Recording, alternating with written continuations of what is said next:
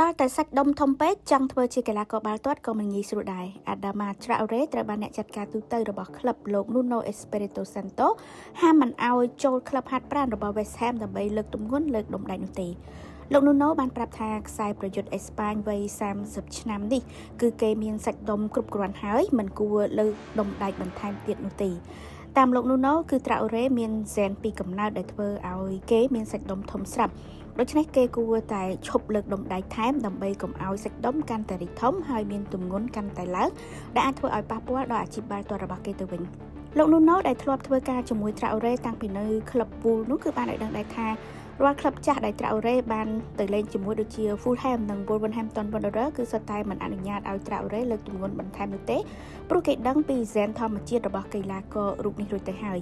ការហាម5នេះមិនមែនជាការបំបិទសិទ្ធិសេរីភាពរាងកាយរបស់ Traore អ្វីនោះទេក៏ប៉ុន្តែវាគឺជាយុទ្ធសាស្ត្រក្នុងបាល់ទាត់ព្រោះថាបើគេមានសាច់ដុំធំបន្ថែមទៀតនោះគឺអាចប៉ះពាល់ដល់ល្បឿនរបស់គេហើយក៏អាចងាយធ្វើឲ្យគេរបួសផងដែរ